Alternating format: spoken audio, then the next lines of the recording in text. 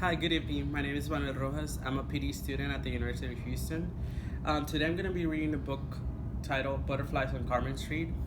The reason I decided to use this book in my assignment is because we are able to make connections with science for students, and I feel like they would be interested in learning about the butterfly cycle. Butterflies on Carmen Street by Monica Brown and illustrated by April Ward. Hop, skip, wiggle, I do my silly dance, holding hands with Abuelito as we leave our home on Carmen Street. I close our gate with a big bang because today is a special day. I wave goodbye to Rocco, our rooster, and Coco, my chocolate-colored dog. We sing as we walk towards my school. Mothers and fathers and grandparents are walking their children to school. Too, some laughing, some singing, and some sleepy little brothers and sisters still rubbing their eyes. Today is Butterfly Day, I tell Abuelito as we walk past Guadalupe Chapel. I smell the sweetness of the roses that surrounded our beautiful church. Ah, butterflies. Tell me more about it, Julianita, he says. We're going to learn about monarch butterflies, and today we each get our very own caterpillar, I say excitedly. Abuelito is excited too. Every winter in Agangueo, the town where I'm from, in the beautiful mountains of Michoacan, Mexico, the butterflies come and make our little town a magical place, landing on trees and the roof of my little blue house. I would like to visit Michoacan one day, I say. Abuelito smiles as we swing our arms together. We pass Palo Verde Park and the bench where Abuelito always sits and rests on hot days, talking with other grandparents. We cross the street to my family's store, La Esquina Market, where Mommy and Papi sell everything in the whole wide world: beans, rice, eggs, pork rinds, chile mango, lollipops, candles, Spanish videos, and Mommy's delicious sweet bread. I smile and wave to Mommy and Papi, who have been working since before Rocco's Cook-a-Doodle-Doo. I am extra happy today, and they know why.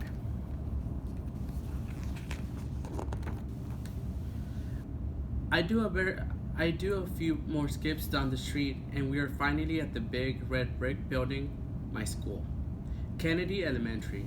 Abuelito gives me a kiss on the forehead, and then I trump up the stairs to my class. My best friend, Isabella Garcia, catches up to me. Julianita, today's Butterfly Day, she says. I can't wait, I reply. When class begins, our teacher, Ms. Rodriguez, tells us all about the monarch butterfly. Its beautiful black and orange wings remind me of a tiger. We learn that monarchs starts as eggs. Next they become funny-looking caterpillars and then chrysalises. Finally, they become butterflies and fly away. Monarchs are not only beautiful, Ms. Rodriguez said, they are travelers. Every winter, monarchs from Canada and the United States fly thousands of miles south. They spend the winter in the warm parts of Mexico, feeding on the leaves of trees. I raise my hand. Ms. Rodriguez, my grandfather is from Michoacan, and he has seen butterflies. How wonderful, says Ms. Rodriguez with a smile. I was born in Mexico too. I still remember the smell of the flowers, the sounds of the people, and the warm air against my face. After lunch, we met our caterpillars.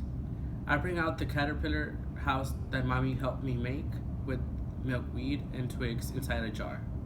Isabella's jar is decorated with stickers and a pink ribbon. My caterpillar is very wiggly. It has pretty yellow and black stripes, so I named him Tiger. Of course. When I put him in his new home, he begins to eat. I think Tiger likes milkweed almost as much as Abuelito likes sweet bread dipped in milk. Crack, split, burst over the next few days. Tiger eats and gets bigger and bigger until he molts and breaks out of his skin, and then he eats it. One day, Tiger begins spinning a chrysalis and it attaches to one of the twigs Mommy and I put in his home. Soon, everyone's caterpillars have turned into beautiful green, sparkly chrysalises. Now, Miss Rodriguez, let's just take our butterflies home. Then comes the hard part, waiting and waiting and waiting.